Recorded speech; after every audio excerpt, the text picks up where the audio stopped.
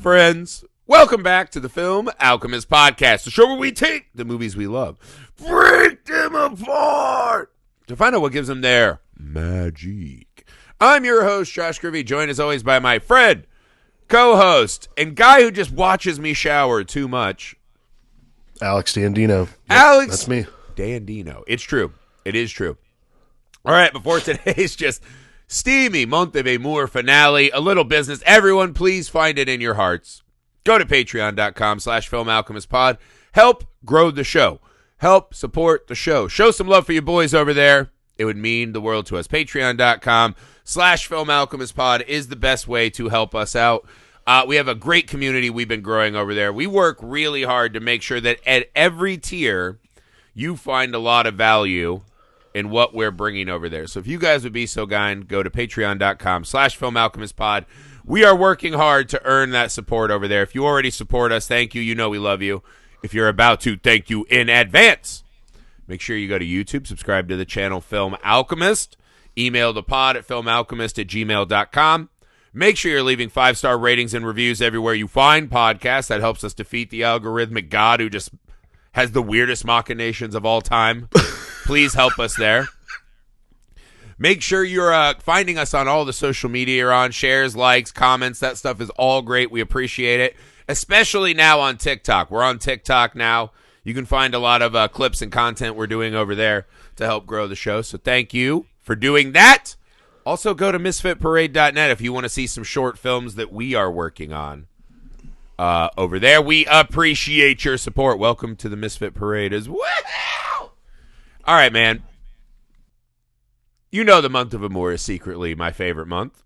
I really enjoy the movies and the curations and the vibes every month. It's such a nice way because I feel like we survive October, then we survive the stocking stuffers. January, we're rebooting. February, I feel re-alive on the show, right? Yeah, February, I feel like we're really kicked back into high gear, which is nice. We don't do a lot of romantic yarns, so it's nice to dig in.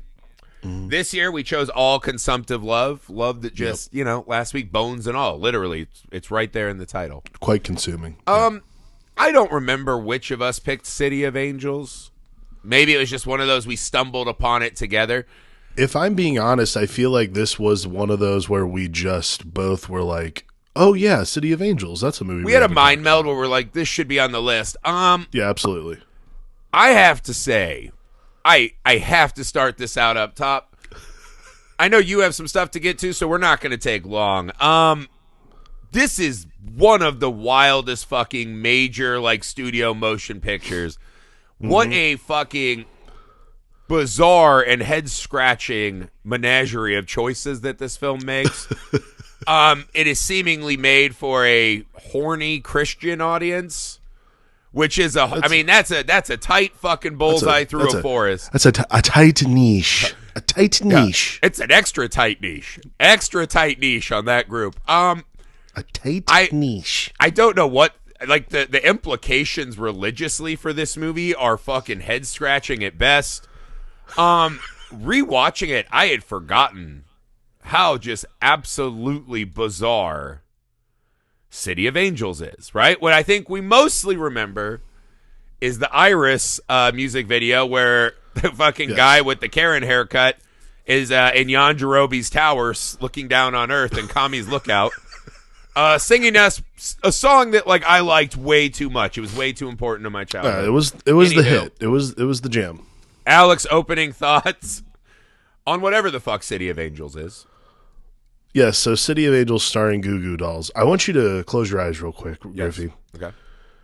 Imagine it's 1996. Oh, man. I was looking fresh. I was 12. My ribs were popping out. It was a good time. You're a young Brad Silberling coming hot off your directorial feature, Casper. Yeah, all right. And your decision is, you know what I'm going to do? Yeah. I'm taking my movie currency, my movie juice. Yeah. And I am going to attach myself as the director of a remake of Wings of Desire by Wim Wenders. Let's pull all the art out. Because what I really grappled with in Casper is, does she fuck Casper? Let's just make that flesh. Let's make that. I've already gotten I've already gotten to the very threshold of do we fuck ghosts or otherworldly, extra-dimensional Jesus beings. When you think of a scene in the movie Casper, they hit the editing room floor of now flesh boy Devon Sawa Casper fucking on a rug in front of a huge fireplace. You're like, yes, that actually is exactly where that movie was heading. City of Angels is just the evolutionary money shot of Casper. Yes, I understand. I mean, and then also consider it's 1997. Your Nicolas Cage hot off 3 major action films. Like huge the man action of the 90s. films. Yeah. Nick Cage, the action star of the 90s. You're a little burnt out. And you want to explore your spirituality and something of you know what I want? romance. I want a role where I don't have to Nick Cage. I want to be set dressing. Can That's I what not want. Nick Cage for a little bit here? Can I look like I'm trying not to fart in a restaurant? Here comes and that's it. That's all. City of Angels. That's the movie. That's the Yeah, it's Jesus H. I don't know why you need Nicolas Cage for this. Do you want to start with just the metaphysics of this movie? The Wim Wenders movie? Yeah. That makes perfect fucking sense, right? By the way, this is a very loose remake, by the way. I mean, only in the fact that there are them among us that are watching. Yeah. That's it. Wings of Desire is this very kind of art house exploration of the minutia of life. It's beautiful. Very beautiful. This movie does that like really quick. And it's like, let's just knock that shit out in like a montage at the start. And then get to what is really important is that angels like to watch us shower and fuck. Mm-hmm. And that's because I was watching it and you start and there's all these scenes of the angels in their fucking flowing Columbine coach just hanging around the tops of Los Angeles. I'm so glad you said that. And I was watching this and I was like, this is just the most uncool Matrix characters. It's like the Matrix if it was only cucks. I'm so glad you said that because honestly, I was watching and I was like, I don't think we should be blaming Marilyn Manson or The Matrix for what happened. I think City of Angels is what I would be blaming Columbine for. Well, I think they were all after. I think Columbine was much earlier, but wasn't that like 95? No, I thought it was like 98 or 99. Oh, you could be right. I don't know. I do remember my parents getting fucking buck wild and like searching all of my entertainment. Mm-hmm. They were not happy after that. I don't know if they thought I was one of the I'm not sure many kids. parents were, but yeah. They're like, does our son have those kind of tendencies? I will say the top of this movie hanging a dead kid on the scoreboard. I was like, wow. All right. So here's the problem with City of Angels, right? We can talk about our charming, portly man, Mr. Messinger, for a little bit. We'll get there. That's a beat we can talk about. There's really nothing else to talk about in this movie except for the baffling religious implications. Yeah, that's like the main thing I think we have to talk about. It is directly aimed at horny, unfucked Christian housewives. That's who this movie's for. It is women that specifically, right? So if you look at Meg Ryan as our vessel, she has this guy who's just like, I'm not good at the heart. I'm not good at romance. Just marry me. She asked him to look at her, and he's just like, this is stupid. I got to work. Hey, we can just kind of occasionally fuck and be around each other and make money and get more cabins, blah, blah, blah. Yeah. And she's like, I don't need that. I got daddy's cabin money. But the guy from Chronicles of Riddick. If you think of her as this lady who just can't get it, like cannot get sexually fulfilled, right? Can't get fully seen or loved. That's every Christian housewife in the 90s, right? There's this onslaught of Marilyn Manson and Doom and Jerry Springer, which is even in the movie. This cultural tidal wave of filth as they see it. Mm-hmm. And they're like, my God, the vapors. I'm starting to feel it deep in my nethers. They're like, how do I keep pure? And they're like, the only way to keep pure is to have an angel fucking cram it in. That's who this movie's for. But if you think about the audience, it's kind of like everything with religion to me. It feels unthought out. Where it's like, my son's the other day, this is no fucking joke. And I'm not here to shit on you I think religions function very well as like a knight's code, like a code of ethics. True. Like when Jesus said, hey man, if you see the poor, help them out. I want to do that. Cool. If you actually think Jesus was a man who walked on water, you're an idiot. And if you vote based on that, you're an idiot. If you think Jesus who hung out with prostitutes would want to destroy all the people and that are your neighbors that you don't agree with, you're an idiot. Yeah. Right? But if you think maybe you should help the sick and poor, like whatever, Knight's Code, right? That kind of stuff. Mm-hmm. The movie fucking starts with a mom desperately trying to save a child, right? Put a child in a cold bath. The child has a fever. They're hallucinating that they see Nick Cage in their room, which, by the way, would feel like the start of a horror movie. If your kid is knocking on death's door and they say, I see Nick Cage in my room, you would be appalled. Not just Nick Cage, by the way, but like a passive, weirdly smiling Nick Cage, just quietly standing there. Yeah, there's actually like a creepiness to this Nick Cage that many of his other performances, because of his giant kabuki style, don't have. This is like scary Nick Cage. So this terrifying. Movie, this is like leaving. They start Las running Vegas, this Nick kid Cage. into the OR, right? Yeah. They're trying to save this fucking kid. The mom is weeping. The kid is crying. All of a sudden, some doctors run in front of the camera. Now the child is standing with Nick Cage. So we, the audience, just immediately know that this kid fucking dies and they can speak. Mm-hmm. Where are we going? Home. Okay? You're like, Christians love that shit. Sure. And then the kid says something, but mommy won't understand. And Seth, which I didn't think angels had dicks and balls, I guess, because Kevin Smith said that to me. I never really thought it out. But apparently Seth's got giant fucking brass balls.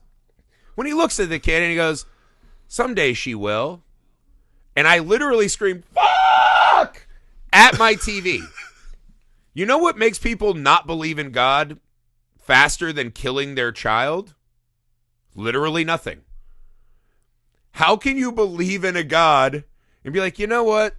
God makes everything. God is omnipotent. God has a plan for everything. So you're telling me God wrote a 6-year-old girl into my life that had to be brutally ripped from my arms? Why? What does that teach me? Oh, am I a teachable lesson for other people to hug their living children more? It is, in microcosm, every single thing that is wrong with City of Angels, which is, here's this scene of, okay, this girl dies, but now she gets real life in heaven. And we just don't look at the grieving, broken husk of a woman behind the curtain. Yeah, I think it's insane. Yeah, I think that there's really not a so hey God, it's me again. Please don't there's murder not a lot my child. To talk about with this movie, other than the basic metaphysics of how God and angels work in this film, because it's such a strange comprehension. It's really not a lot of comprehension, to be honest with you. That's it's funny the jujitsu the script does to specifically say, don't think about it. Don't logic it out. It's like a Tenet level of don't think about it. It's fucking crazy. So, okay. Angels are everywhere. They're always looking over us. Like, they are just, like, proud of our... Like, we can't see them. And we don't ever ask why. Right. We can't see them unless they want to be seen by us, essentially. So kids and dogs can see them. The dying can see them. Is what... Yes. And the movie gets pretty fast and loose once Seth starts showing up at cookouts. And the guy's wife says, hey, do you want a beer? I was like, okay, so is his wife going to die too? The movie gets pretty fast and loose. You kind of have to shut off huge chunks of your brain to watch this movie. Essentially have to have the shine to be able to see any of the angels. And that's kind of like... That's sort of the long and short of it. Well, because at one point, the reason Meg Ryan can see him is because Seth goes, are you in great despair? And you're like, yes, we know she is. And then immediately she's like trying to meet cute him at the park and the library. I'm like, oh, well, is she still trying to kill herself, or is she just cool now and she gets the pass? Two things about like the Meg. So when the Meg Ryan stuff starts happening, two things about it that are just like, sorry, stop the movie real quick. Yeah. So the first one is, all it takes is her to literally look at a monitor through Seth. They are so creepily face to face that Seth gets like, weak in the knees. He's not, because she accidentally looks him in the eye and says he's not going anywhere. And it's like, okay, she's a doctor. That's what she does. She keeps people alive. And he's like, oh my God, she looked at me like, no. Hold on. No, she didn't. So even Andre Brower was like, she didn't look at you, man. We have to point this out too, because this movie, So one, Andre Brau's right. She didn't look at you. She did not look at you. You know for a fact she didn't look at you. You know she didn't see you. Seth knows. Seth is on this journey way before the movie starts. Two things. So one, Seth knows she didn't look at her. He uses this as his pass that he's going to go home and just fucking creepily watch her bathe and dress and shave and lotion. Dude. Way too close. And he's like, wow, this is the one. So that's one. Seth is peeping Tomming this lady big time. She goes home and masturbates, so God and basically has, is like, I guess she's yeah, it. God has no boundaries, I guess, for these angels cucking it up. Right? There's no rules against the angels just cucking it up, which is fucking crazy. Because this is one of those things, the more you step back and think about City of Angels, the wilder it is. Because you're like, so are they there to take us when we're dead? Okay, why are they all at the library so much? Right? Okay, are they there? We see Nicolas Cage specifically touch the arm of an air traffic controller who's thinking about his debt so that he can go, oh, I better save these two planefuls of human beings. So they are fucking interfering to save people after we saw them not save a 6-year-old girl. And now as we're watching him fucking, put the lotion in Meg Ryan's basket, you're like, I'm for sure missing something. I definitely don't understand what is happening. By the way, here's the final point, though. Here is the final indictment of this moment. So when Mr. Messinger says, hey, I can see you, the reveal of the movie is he's like, yeah, I was an angel once, too. Yeah.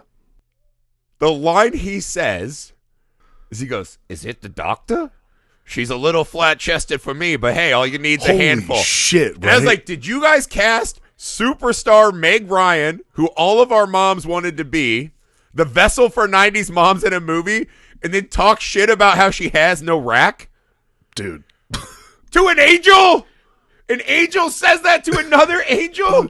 A former angel's like, yeah, is it her tits? Because I got to tell you, it's not really that. I'm not into it. But so hey, you're telling you me like. angels What is going are on? sitting around writing about our sweaters, taking our children, watching us jerk off, and body shaming us?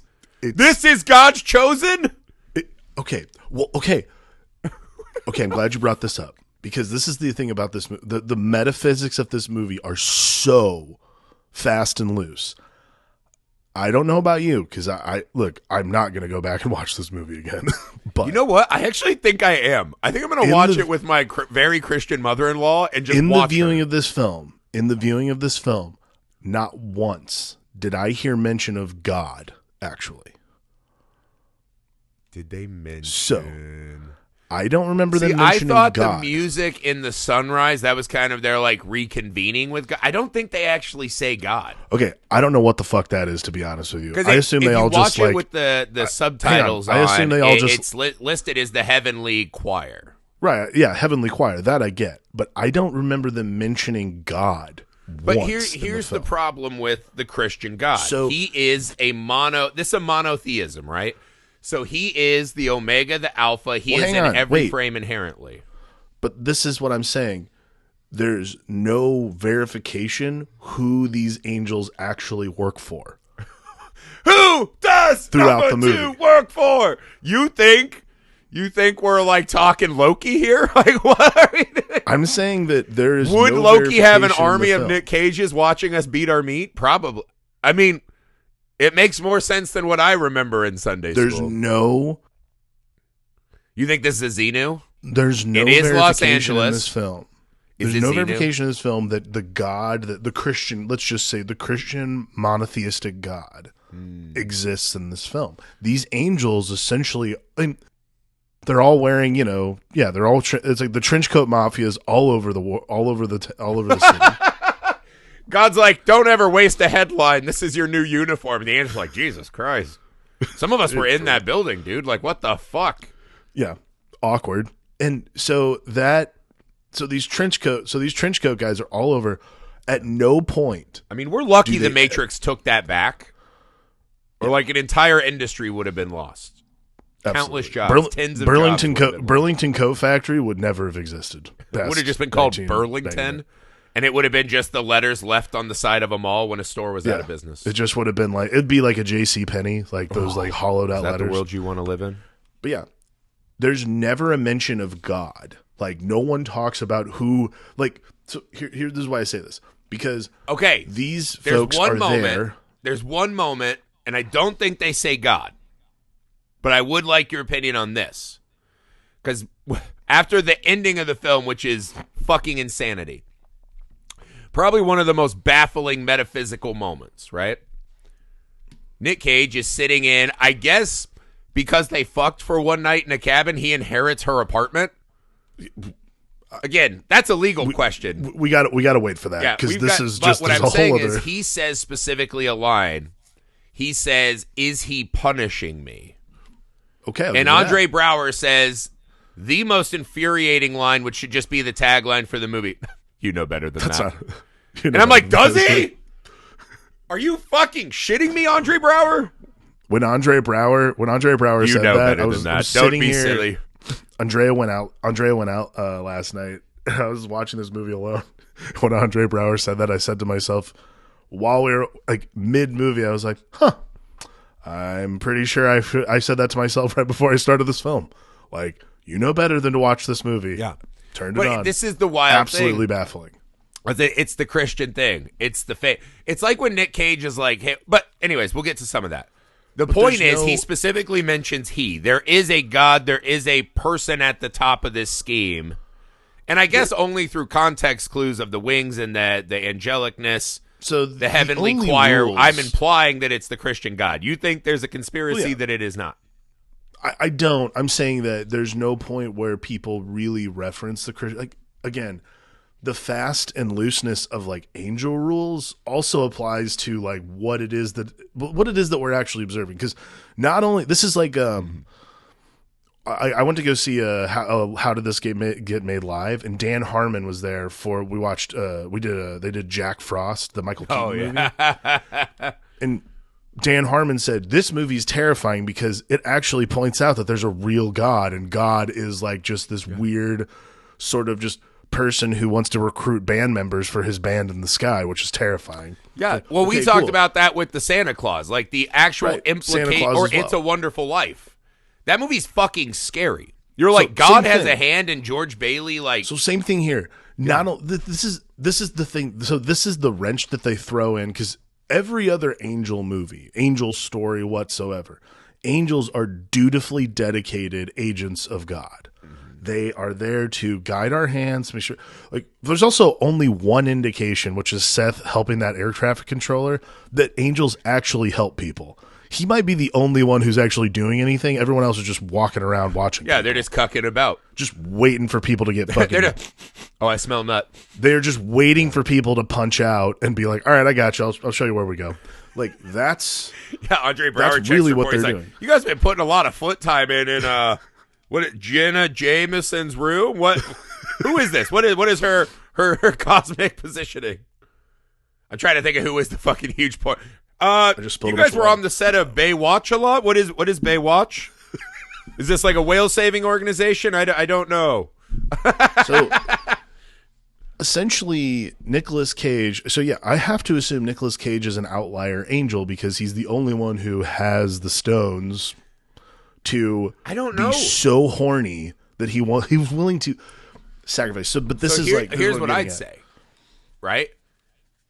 We have specifically two angels that we get a lot of dirt on, right? Because Dennis Farina's character. Oh, no, that's Dennis Franz. Dennis Franz. What did I say? Dennis Franz. Farina. Okay, Dennis Farina Franz. Farina is like one of the great. Yes. Yes, that was an early morning coffee slip. Yeah. Yeah, of course. So Dennis Franz's character, right? He introduced himself. From Chicago, he goes, by the hey, way. Nathaniel Messinger, glutton, hedonist, former celestial body. Former celestial body. So what we know is that God says, hey, they're essentially doing like a non-consenting Match.com. Well, so you just walk around bedrooms watching people flick the bean or throw ass. Well, so and then you go, you know what? I want to be with them. I get to fall. Right? And not only when you fall, you get to do everything. You get to be a hedonist, a glutton. You get to spill the beans. So there is really no no fucking boundary on any of This is them. the script problem I have though with this point, because he says like This is the one. I mean, this is the one I'm going to take. This is the one we're going to make a segment. This is the one I'm going to make this segment about. Okay. Because actually, you're right. They do mention God. This is Dennis Franz mentions God, so I'm wrong. I'm correcting myself mid. But it is not like we don't get the scene where God steps in. That's the scene you're expecting. God never in the movie. steps in. That final moment, it should be God, not Andre Brower, that appears to him. No, we're with middle management the entire time. Yes. So basically, Dennis Franz gives this speech to Meg Ryan talking about like, hey, so God gave he gave us the greatest thing in the universe, free will. I'm like, hold on a second. So here's the problem with that. You're telling me humans and angels both have free will. An angel, a celestial body that is has omnipotent power and just, has the inability to eat a pear, is willing to give all of that up to become human. Yeah. No, sorry. Well, that is just like patently false logic. That is it's this kind of snake eating it, the chicken and the egg problem of religion, right? Which is he creates the angels first. The angels are created in his own image. Then he creates us. We're created in his own image, but he puts in all these flaws, which, as we learn from the angels, make us inherently more interesting. Okay, that's a wild thing to accept. Yeah, here's the problem with God. Thing in angel movies. If God is all-knowing and all-powerful, why was the first draft of the angels wrong? Why did he have to destroy Sodom and Gomorrah? Why is God such a bad first draft writer? Right? To where God's a big puke draft guy. The movie specifically tells us that Nick Cage is at one point, he's like, I would rather have sniffed her hair, have the fucking fecal matter from eating her ass on my tongue for 1 day, 1 hour, than to have the eternity of angelic life that I had. And so you're like, so, okay, God is the worst first draft writer of all time. That little speech he gives at the end was also written by God. It was a puke draft, and then they had to edit it. But this is the thing. If your God is all powerful and all knowing, the moment he creates you, right, that 6-year-old, he knows that 6-year-old is doomed to die. Mother's free will didn't lead that kid to have a fucking crippling ailment that kills her. So there is no free will when the God who creates you already knows your whole story in advance. It's not a choose your own adventure where you get to follow your own path.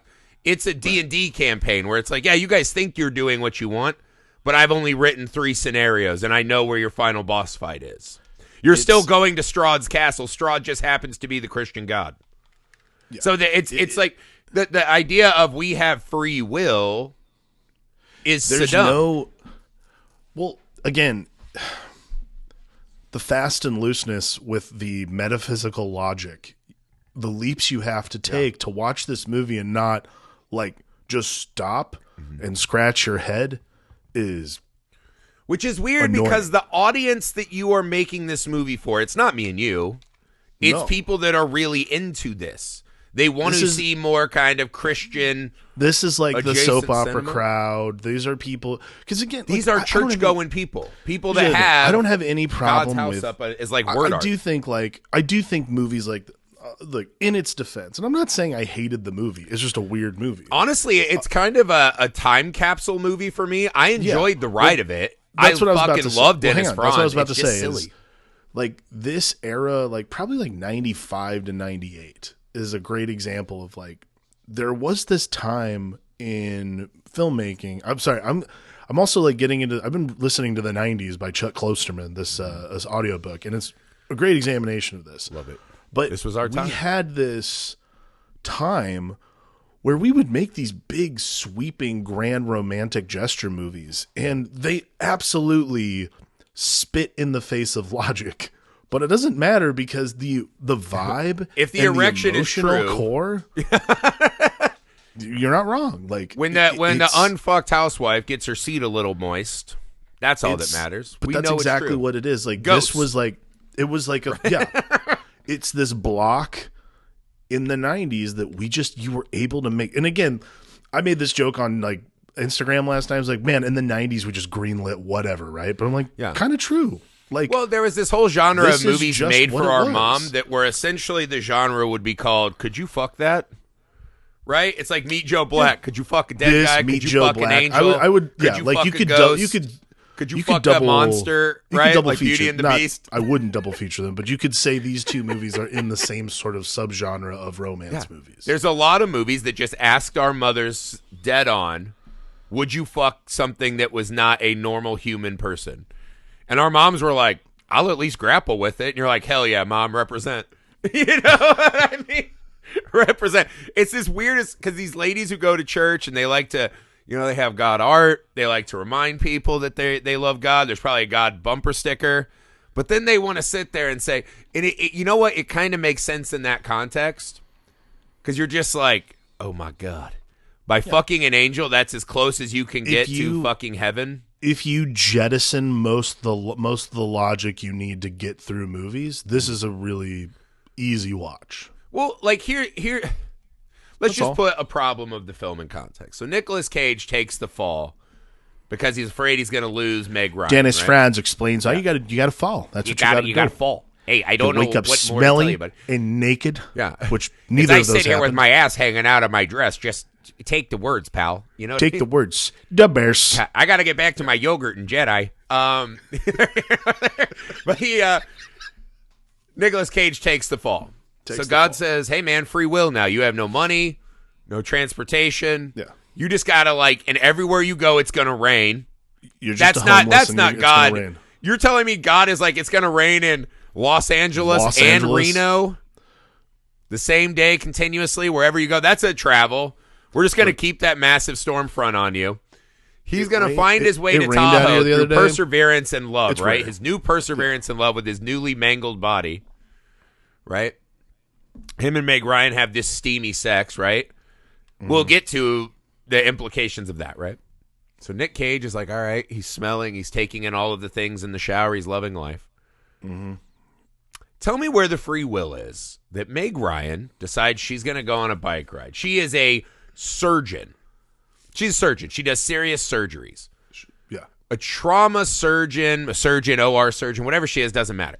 She's at least familiar with the human body and the trauma it can suffer. She decides she's going to ride a bike with her eyes closed, with her arms out, because she finally got an orgasm. So she's going to ride like she's fucking Tony Danza and Angels in the Outfield because she finally got a nut. She doesn't have a helmet. And she doesn't realize Tony it's a two-lane road in a logging community. She sees this semi-truck, doesn't turn to avoid it. Doesn't brake. Can't whatever, yeah. Because her arms are way out to the side like Scott Stapp. Next thing you know, she's under wheel. Here's the two things that are baffling about that. One, how is Nick Cage specifically drawn to do the exact same motion in the shower? He's doing the exact same arm beat. I think it feels like God is maybe mocking him. That's and love. two, later, when he holds her and she dies, after he gets his first fucking night of eroticism. Right. And then we see him getting rained on. He's hanging out at the cookout, this and that. He's like, you're living now, pal. And Andre Braugher goes, how could you possibly have drawn the lines to think that God is punishing you? And I was like, oh, I don't know. The first time in my new mortal body, I fucking busted a nut. Okay. He kills the person I gave up eternity for. Tell me that doesn't feel a little fucking pointed. That last, I agree. Because that scene, I find like very infuriating. Is that the catharsis our mom was looking for? But Andre Braugher, I'm like, dude, don't come to this guy's house and say, God, do you really think God would do that to you? He's like, do you really think God would do that to you? He's like, yeah, obviously, man. Hey, not only do I think, I have receipts. Yeah, I can show you my fucking wet-ass funeral tux. I have receipts. Also, motherfucker, I've been an angel. I know how this works. Do you know how many fucking 6-year-old children I've taken from happy families? Yeah, I know exactly how this works. So, okay, there's two things that I like. We've already pointed out the one, which is like, obviously it's personal. Like, you don't just give one day of happiness to this guy. The only way you can make an argument about it, which really, if Christianity is anything, it's a masterful system of checks and balances and debate. Maybe Meg Ryan was the trainer ass, and he's got to break those brakes off so he can fucking just ski through hot LA coups for the rest of his human life. Maybe Dennis Franz was telling us something, that the angels like a little more corpulent woman, and he's like, beat the brakes off Meg Ryan to get it started.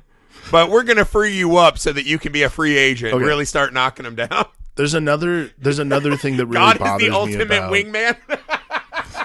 There's another thing that really bothers me about the Meg Ryan death itself. Yeah.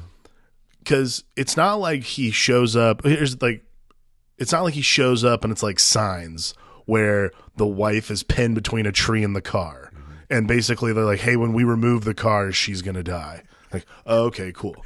Yeah. She's laying on the side of the road. Yeah. The jacket's on top of her, so we have no idea what her damages were. I'm like, how funny would it have been if it was like when our kids started riding bikes and you peeled the blanket back, she just had a skin knee and she's like, oh, I'm not going to make it. well, okay, but My that's what boob I'm is saying. too Like, great. I'm like, okay, cool. Let's talk about but that's what I'm saying. She seemed to have had enough. It's not that she was going to get run over. She had enough time. I was like, wait, so did she? Hey, bitch, you're doing a soliloquy. Like, chill out. You'll be fine. Did she ride her bike directly into the truck and then just like it bounced off and she's like, oh, Also, that hurt. Yeah, if you look at it geographically, the truck essentially stops half in the road, half out. That's where the truck is stopped. Yeah. She couldn't lay it down and slide under it. Slide under it. Those trucks are 3.5 feet off the ground, 4 feet.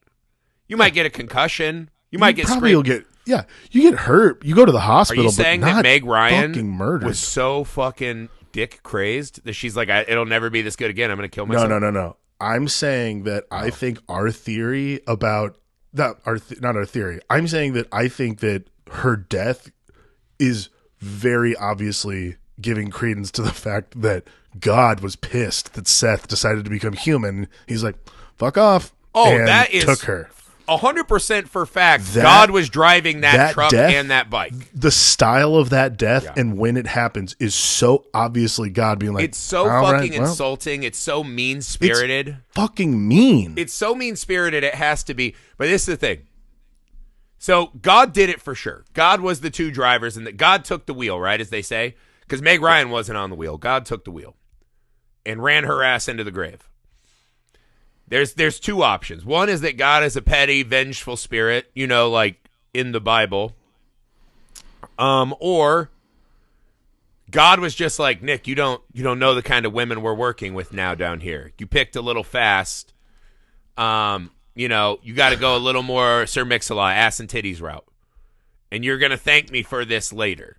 Right? Listen, that we imagine that when Nick Cage emerges from that wave naked, that the reason Andre Braugher is smiling at him like a angel shark is because what comes next is just giant fucking beer commercial tits popping out of the ocean with them like, oh, hey, what's up? God was and like, it's the start of Nick Cage's clapping it. You can't transubstantiate to being human and fuck a 10. That's not cool. Yeah. That's not I love how how this the movie works. too. They it's say a penalty. Jumping into the waters, the coastal waters of Los Angeles is better than hearing the greatest choir ever assembled in heaven, because they ain't got no new beats. They ain't got no new rhymes. They're just dropping that same old shit on you every day. This movie, this is the thing. So this movie tells us so many God's super spiteful. This movie hates God more than any movie I've ever seen.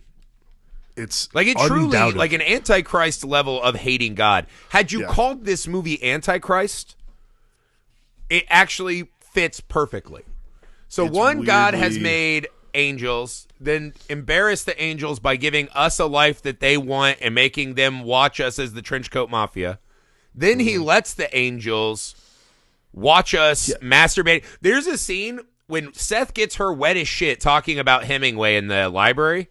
She goes home, and because her man, Dr. Doofus, can't look her in the eyes, they start laughing. He chases her into the bedroom. Seth is about to watch her get fucking clapped up on the foreplay that Seth laid down. So the angels watch us. The angels take our kids. Then when the angels choose us because they love us in a way we wish God would, God kills us. It just doesn't make sense with the way... Look, it doesn't make sense with how... Look, and I grew up Catholic, how Christians believe God is supposed to operate, or angels for that matter. Like, when Dennis Franz explains, like, free will is given to angels, it's like, okay. But God never tells them that. No, he found a loophole. But that's what I'm saying. God doesn't have to tell them that because they feel this.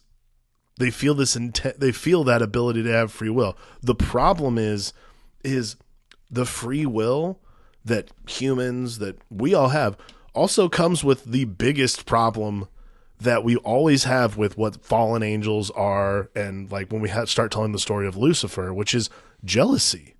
Yeah, and for angels, which are supposed to be looking out for humans, to be anything other than completely passive in our lives and guardian, for them to be jealous of something that God has given us is a terrifying prospect. And that is the biggest problem with City of Angels, is like every angel who sees Seth fall is like, wait a second, he fell, got to fuck Meg Ryan? That's literally the movie Prophecy with Christopher Walken. That is the movie. Terrifying. What I'm saying, it literally just defies belief. Like it's shocking. It's crazy. Shockingly anti-Christian. Well, it's also like God gives us all free will, but then he gets mad at us for exercising it. God gives us free will, and he's like, you know what's best in life? Orgasms, sugar, fatty food, getting into physical fights, like all these heightened states that we get in. And God's like, oh, if you do any of that, I'm going to kill your kids and, destroy your cities, tidal waves. Yeah. Oh, hey, are you in the wrong part of the earth where you don't get to experience sugar? Well, your kids are just going to die of famine, and then I'm going to fucking tsunami your little villages. Like, it's the implications of the God in this movie are, it's crazy to invite Christian unfucked moms into the theater and then just insult them and their belief system for 2 hours. It's a real spit in the face. It's hardcore. Which maybe that's the thing. They need a spit in the face to know that they can fall too and be constantly fucked women. I don't know. Okay, before we wrap up, I do have to say, there's a song on the, so Iris is obviously what like if Nick Cage the big busted in her and that's why he had to kill her? Wait, no, he's a human now. Never mind. Go ahead. No, he's a human. Iris. Yeah. Okay. So obviously Iris is the one that everyone remembers from the soundtrack, the music video, all that shit. I listened to this song like 2,000 times that year.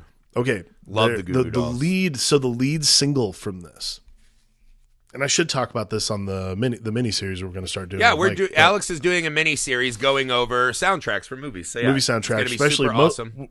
We've been doing our research and finding like most of them are from the 90s, which is when like the sweet spot for From and Inspired by soundtracks came from. The lead single off of this, which I thought was Iris by Goo Goo Dolls. Mm-hmm. The lead single off of this is the song Uninvited by Alanis Morissette. Wow. I until last night thought that Uninvited from Alanis Morissette was actually from the Godzilla soundtrack. Don't know why. Is there a better song for when Godzilla starts destroying tenements? Uninvited, right? We don't want you here. Yeah, we don't want the unattended consequences of our nuclear policy. But then I thought about it. I'm like, wait a second. The song Uninvited is on the soundtrack for City of Angels. I mean, Iris was that sums it up right there. Like, cataclysmic level hit on the charts. Like, it was a huge... That song was everywhere when this came out. It was on... I don't know if you remember, they used to do that company where they'd send you the stamp book, and you'd peel the stamps to get, like, 8 free CDs if you signed up to buy a couple. And City of Angels was always on there. It was one of their best sellers because it had this song. Speaking of, the third song we didn't mention in this, which is hilarious, is after Meg Ryan finds out he's an angel and she attacks him and tries to slice him open. Like, at Meg Ryan's mind, I was like, what happens if he's a human and you just, like, knifed his hand? He's just, like, a nice Hemingway reading guy and you just cut him. She's like, get the fuck out. And now she can't see him, but she's also doing, like, a mini eroticism show. Like, oh, watch me snake into bed and sleep with me. The soundtrack being Sarah McLachlan's Arms of an Angel. Not only is it so on the fucking nose, the title is so creepy in this moment of the film. Thirdly, they had the dog trying to play fetch with no one in the fucking film, which was such a chef's kiss. I forgot about that. I can't remember which came first. If it was the ASPCA or the dog playing fetch by himself, and someone saw that and they're like, holy fuck, that's the song for the sad dog commercial. My God. I don't know if City of Angels is directly responsible for the sad dog commercials, but the fact that that was in this movie, I was fucking dying. Yeah, the dog rolls his ball to no one. And she's like, Seth, Seth, do you want to watch me finger myself, Seth? Dude. It's so fucking amazing. It's the soundtrack for insane. this movie. And I'll put this up. Crazy. I would program this somewhere and do a live show of it. I would do like a Joe Bob show of this into Antichrist. Tell me that Seth at the end of that movie into fucking Willem Dafoe and his Charlotte, whatever her name is, Gainsbourg, banging as their kid falls out the window, The Fall, is not the perfect double feature. City of Angels and Antichrist are a perfect double feature. It's a baffling movie for horny Christian housewives that spits in their fucking mouth the whole time and says, "Did you like that?" ? And I'll never understand how this movie got made. I'll never understand it. But I'm glad it did. I love big, weird, oddball films like this. This soundtrack, by the way, was 5 times platinum. I mean, yeah, it was fucking massive. I played the shit out of this soundtrack. A lot. Interesting movie. An interesting it's a fascinating journey back. Film. I'm not sure. I wish God loved us like Seth did, right? I wish God's love for us was all consuming. That would be great. Maybe it is. Maybe this, you know what? This might be the perfect bow to tie on our month of Amour. God's love for us is all consuming, but it's the same love that David had for Reese Witherspoon in Fear. And our kids are the dogs he shoves through the fucking door to remind us that he's there. Yeah, I think that... Interesting. To any listeners we have who may be Christians, I'm sorry. I do have to give a special shout out to Alexis Morel, who's one of our listeners, because she messaged me while I just put on Instagram last night, this movie's fucking insane. And she was the one who pointed out that Alanis Morissette's Uninvited was from this. And I was like, no, it's from the Godzilla soundtrack. And I was wrong. So there you go. So that's it for the month of Amour. We will miss it as always. Another awesome month. Guys, next month, Oscar month. If you love this show, you've heard me talk about a lot. I love the Academy Awards. I don't love every part of them. I'm not here to argue with you. If you hate them, I get it. I don't think art needs to be given awards. I like seeing people rewarded with trophies.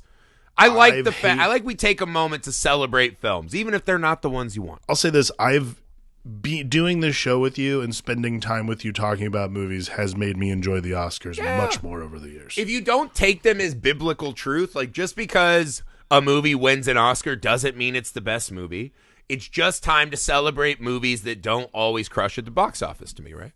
And I like seeing, writers get trophies and get recognized. I like seeing costumers get trophies, right? People that never get any recognition. So. I like Very that. Much so. I like that I like watching every sports championship for that reason. So this next month, we're going to pick our 5 favorite Academy Award nominated movies, if we can get them all in time. If we don't, we're going to expand the category to be any film that was ever nominated for Best Picture. So we're going to start doing, March is going to be our Academy Award month. So the first movie up is a movie that just was all over all of my top movies of 2023. You can find it on Netflix, El Conde. Just a fucking righteous movie. Like, such an amazing movie. I'm so happy it got nominated for an Oscar. And that's what the Academy Awards really are to me, is hopefully it raises the profile of awesome movies that slip through the crack like El Conde. So that's where we're starting our journey next month, guys. Please stay with us. Go to patreon.com/filmalchemistpod. We'll have a poll over there for other Oscar movies that can be voted upon to join the exclusive Patreon library. Commentary over there. We have a lot of good stuff. We work hard over there, and we appreciate your support. The YouTube Film Alchemist, the email filmalchemistpod@gmail.com. We're on all the socials. We appreciate the support, engagement, sharing, especially on TikTok. Go find us there. Go leave those 5-star ratings and reviews, and also check out misfitparade.net to see the films that we are starting to work on. A lot of fun stuff over there, too. We're working hard, man. The crew is working hard. This is a really fun time for us, so please join us and help us how you can. More than anything, thanks for spending time with us. And we'll try not to watch you in your bedrooms and showers. That's all we can promise, okay? We're not perfect. We're not perfect. We're not perfect celestial bodies anymore. Nah, I'm a former celestial baddie. I just need to go see Dick. Yeah, the body's bigger. The body's bigger now, too. All right? Deal with it.